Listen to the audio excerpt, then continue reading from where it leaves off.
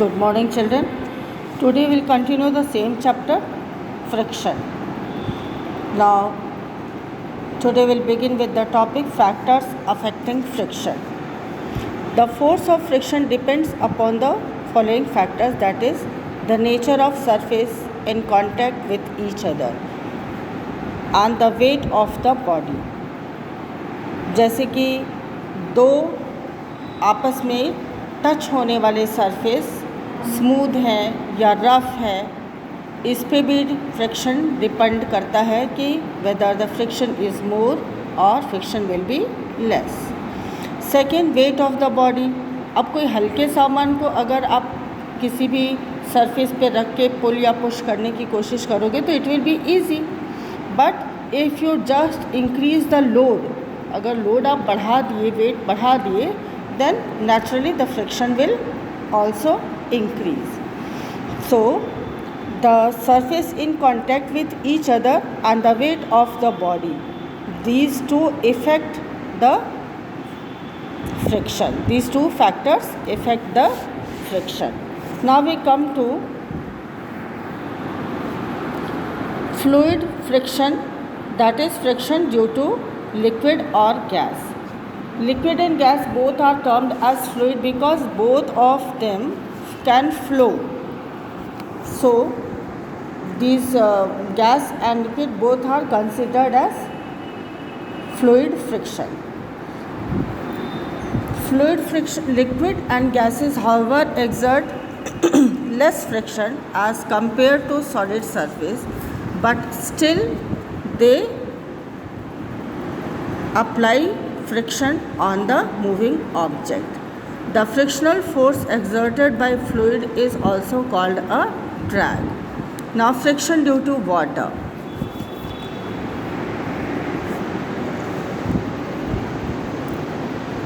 You can see when a person swims in water, the water opposes his or her motion because water also exerts some friction on the moving object, on the body of swimmer, and this force of friction that is exerted by liquid, it is called drag.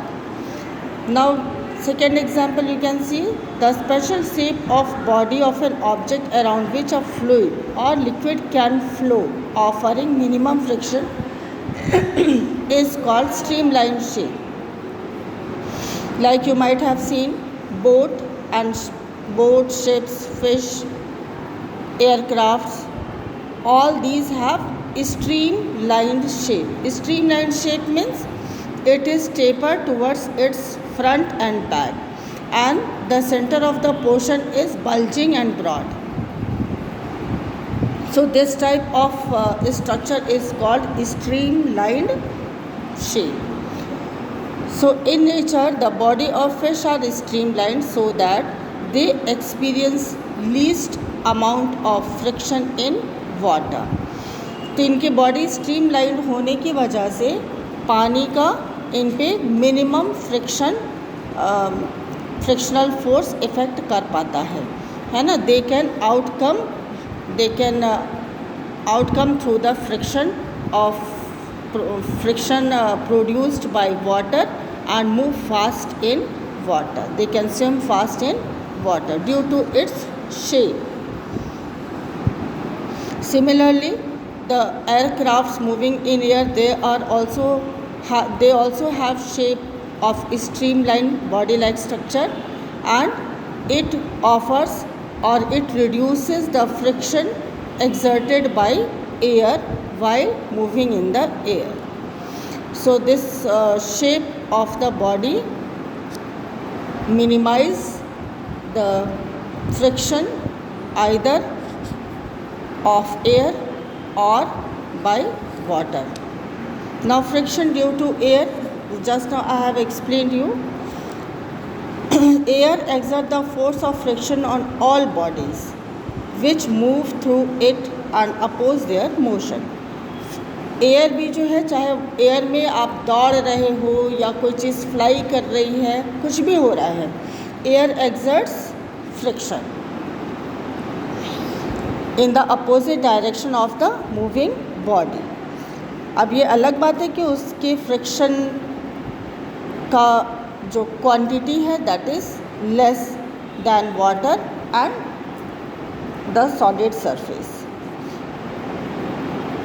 The friction of air is so small that we are not able to experience its effect easily.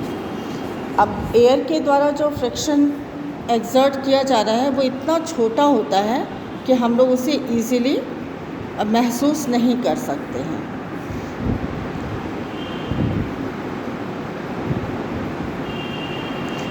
Now next we come to, in nature the bodies of birds are streamlined. All this are already I have told you. The body of aeroplanes, bullet trains, these are all made streamlined so that they will experience very less amount of friction and can move easily.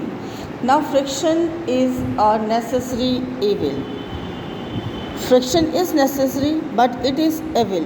Means friction एक बहुत ही ज़रूरी evil means ख़राब है. ख़राब means it is harmful. But first we'll read about its advantages, why friction is important. Its advantages are so many, like it help us to walk. अगर हम road पे चल पाते हैं it is because of frictional force. Friction की वजह से हमारे जो पैर हैं वो ज़मीन पे खड़े होते हैं और हम लोग चल पाते हैं, है ना. The friction between our feet and ground help us walk on the ground without slipping और without falling. Movement of vehicles जो रोड पे मूव कर रहे हैं, the friction between the tyre of various vehicle like car, truck and different types of vehicles, they can also move on the ground without slipping, without falling. So the friction provide grip of tire and road, and that is why the moving vehicle is able to move on road easily.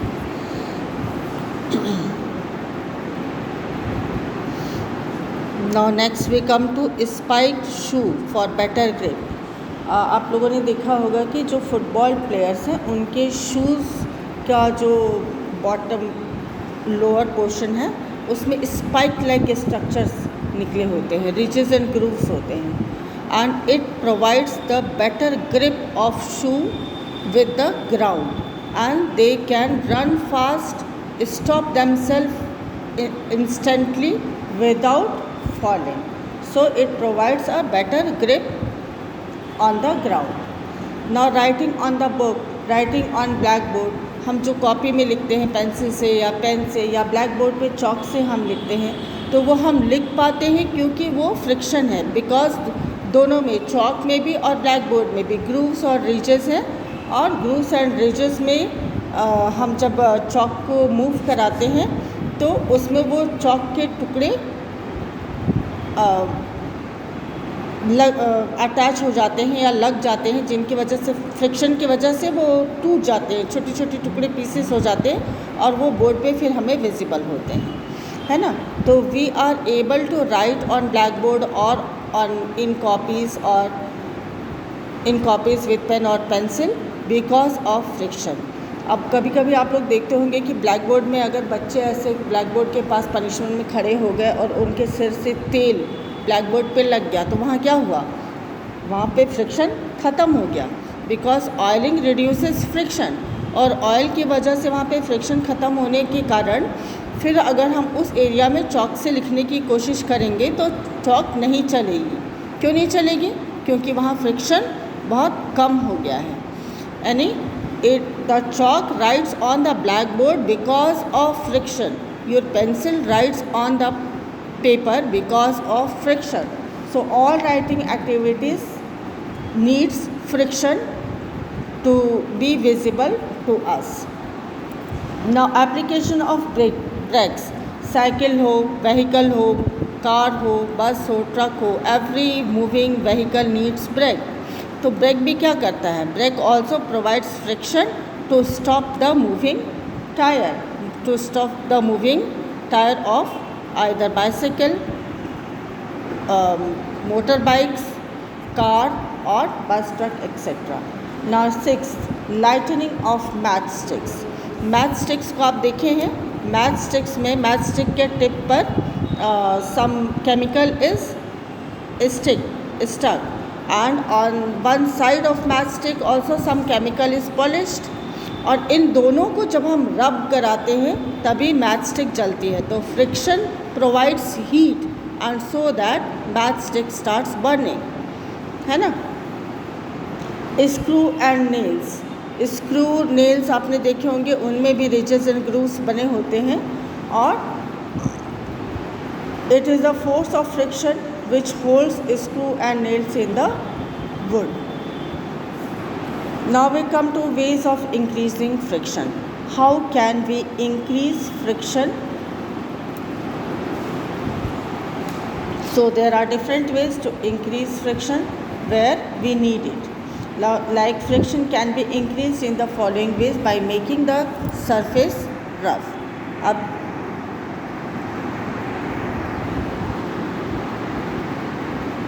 By making the surface rough, अगर हम चाहते हैं कि किसी चीज़ का friction increase कर दें, बढ़ा दें, तो उसके लिए हमें क्या करना होगा? सरफेस को रफ़ और ज़्यादा रफ़ कर देना होगा. Friction can be increase by increasing the roughness of the surface in contact. For example, the surface of the head of a matchstick and the side of the matchbox are deliberately made rough to increase the friction and to produce more heat to lit the matchsticks. Now by making grooves, और friction हम कैसे increase कर सकते हैं? By making grooves, उसमें गड्ढे बनाकर. You can increase the friction in case of tyres और बाइसिकल्स, कार, बस एक्सेट्रा. आपने बस, कार के टायर्स में देखे होंगे, उसमें भी ग्रूव्स और रिजेस लाइक स्ट्रक्चर होते हैं और उनमें बहुत ज़्यादा ग्रूव्स बने होते हैं ताकि उनमें मोर फ्रिक्शन प्रोवाइड कर सके, जिससे कि वो मूविंग व्हीकल किसी भी कारण से स्लिप नहीं करेगी अचानक ब्रेक लगाने के बावजूद भी. So due to greater friction the tyres provide a better grip on the road and prevents skidding of the vehicles. Now friction is a evil. अभी तक तो हमने एडवांटेजेस पढ़े, अब हम इसके डिसएडवांटेजेस को भी देखते हैं. फ्रिक्शन जो है एक एविल भी है, इसके बहुत सारे डिसएडवांटेजेस भी हैं. अब क्या क्या डिसएडवांटेजेस हैं? Like they damage to the machine. Machine लगातार अगर चलती रहती है तो एक समय आता है कि उसमें के रिजेस एंड ग्रूव्स जो हैं वो वैनिश हो जाते हैं. And so rubbing of your palm make you feel warm. When the moving part of machine are rubbed together, a lot of heat is generated due to friction between them, and this heat can damage the machine gradually and reduce the efficiency of machine. So in this way it is evil. Wear and tear. Tyre आप देखते हैं, नया tyre रहता है तो उसमें बहुत सारे ग्रूव्स एंड रिजेस रहते हैं, लेकिन जैसे जैसे वो पुराना होते जाता है तो उसके ग्रूव्स एंड रिजेस कम होते जाते हैं. मीन्स उसका टायर जल्दी डैमेज हो जाता है और it is because of friction. अगर फ्रिक्शन नहीं होता तो टायर्स के groove and ridges wash out नहीं होते, लेकिन क्योंकि फ्रिक्शन है इस वजह से शूज़ के सोल्स, टायर, ऑटोमोबाइल, ये सब वेयर आउट हो जाते हैं और थोड़े दिन के बाद ख़राब हो जाते हैं. And then we need to replace them with the new tyre, है ना, और new sole, so that it could have better grip with the ground. Now ways of reducing friction. अब फ्रिक्शन को हम कई ऐसी जगह होती हैं whenever we need to reduce friction, and it can be reduce by lubricating, means by oiling. The substance which reduce friction are called lubricants. वो सारे सब्सटेंस जो फ्रिक्शन को रिड्यूस करते हैं they are called lubricants. And by using lubricants like grease, oil, we can reduce friction between the two moving bodies because it fills up the irregularities. ये कैसे काम करते हैं? ये जो ऑयलिंग है या ग्रीजिंग है, ये जो उसके अंदर के ग्रूव्स रिजेस होते हैं उनको फिल कर देते हैं और इस वजह से फ्रिक्शन रिड्यूस हो जाता है. We use talcum powder on carrom boards to reduce friction. We can reduce friction by polishing. When the surface are highly polished, the irregularities of the surface are covered with the surface become smoother. जैसे marble वगैरह आप लोग देखते होंगे घर में tiling होती है तो उसकी पॉलिशिंग होती है. पॉलिशिंग के बाद वो क्या होता है, बिल्कुल स्मूथ हो जाता है.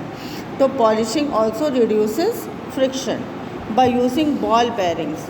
जैसे मूविंग व्हीकल है, रोटेट करते हैं जो भी मशीनरीज, उनके अंदर बॉल बेयरिंग्स डाल दी जाती हैं और बॉल बेयरिंग्स में ऑयलिंग भी होती है जिसकी वजह से फ्रिक्शन रिड्यूस हो जाता है.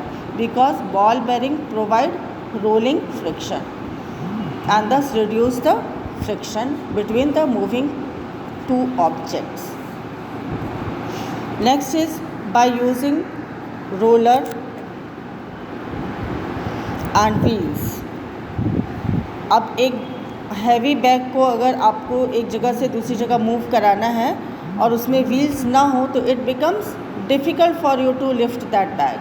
लेकिन अगर उसमें व्हील्स प्रोवाइडेड है तो क्या होगा, उसमें रोलर फ्रिक्शन लग जाएगा और roller friction is very less and you can carry the heavy bag easily. So it also reduce friction by streamlining. You have learnt about streamlined shape, the body of ship, boat, aeroplane, all these just before I have explained you that streamlining shape of the body also reduces friction provided by air or water. So children, in this way the chapter is complete. We'll continue doing the exercise in the next period.